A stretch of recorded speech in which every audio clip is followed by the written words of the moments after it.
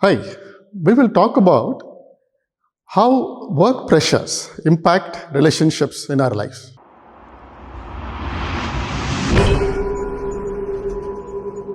My name is Raja Shanmugam. I have a 30-year career in the IT industry, starting right from being an internal auditor at my entry level, ending my career as a co-founder and chief people officer at Happiest Minds Technologies Private Limited. The pressures that couples face in their work life today are immense.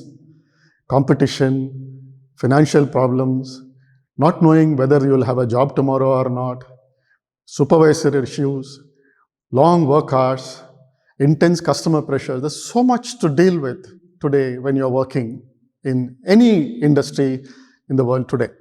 Now, marriages themselves can be quite stressful, especially in the earlier days when you're still trying to adjust with each other, trying to figure out who I am married to, trying to get used to the larger extended families, trying to put the pressures, they are asking you, have your child, all this you're trying to face and try to manage, while at the same time trying to also manage the work pressures. Could be quite stressful. Now, what are some of the things that you can do to deal with this without breaking or messing up with your relationship? Some of the things that I have found useful, I can share.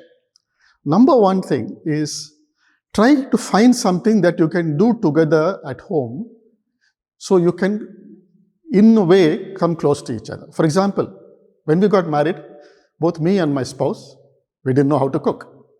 So we started learning how to cook from day one. Borrowed menus, borrowed recipes from friends, from families. We literally learned cooking together. Now, yes, we became better cooks, but more important, we came closer. It bonded us better together. Now, along with cooking, please remember, the other thing that comes along with that is washing dishes. So please keep that in mind. But that also is part of how you build bonding, because you are taking on joint responsibilities and saying, okay, you do cooking, I do sitting and watching TV. That can't work. So when you do things together, you build bonds. Of course, in today's world, you have Swiggies, you have Zomatos, you have all these facilities, or you can go out and eat. All these are there. But the reason why I'm saying this is it gives you something to do as a couple to build bonds together. Think about trying it out. The second thing that would be helpful is to work on what is important for you in life. What is your priority as a couple? What's your priority as a family? For example, when our child was born, we had this long discussion about what my wife will do with her career, or what either of us will do with her career. She decided that she will spend time with the child rather than putting the child in the creche, even if it meant a sort of reduction in or a different quality of life because only one salary. Even a supervisor, her boss, said, this may be a worthwhile thing to try out. Now, after 30 years, I am so happy that we did that, because not only did we not lose out on our quality of life, we had an extremely rewarding experience of bringing up a child. Another example of prioritization. When my daughter was just about a few months old, I had landed a job in the Middle East, 5 to 6 times my Indian salary at the time, completely tax-free, very lucrative. But then there was one little iffy thing. They were not very committed about giving me family accommodation. Now, I wasn't going to leave my infant daughter and my wife back in India, go all the way to Middle East just to make a little bit more money. So I said, doesn't make sense. I stuck on to my existing job. I'm so happy I did that because, in the long run, it worked out and my career never had a problem. Today, I'm so happy where I ended up my career in spite of foregoing that opportunity in the Middle East.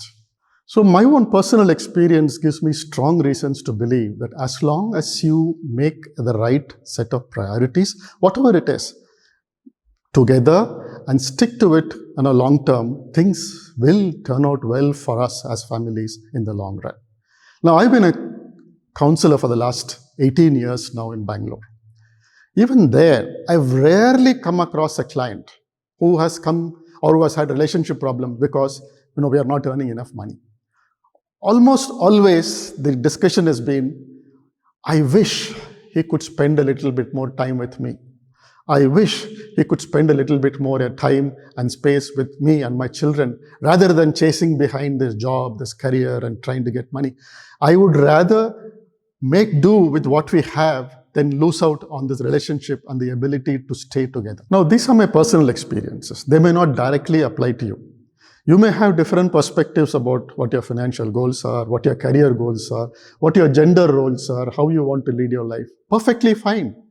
All I'm suggesting is, as part of the initial stages in your life together, sit down, talk to each other, work out what your long-term priorities are going to be. And the only thing I would suggest when you're working on those priorities, keep the relationship as a central point around which you build your life. Then you will find after 30 years, 40 years, you can look back and say you made the right choices. Wish you all the best. God bless you.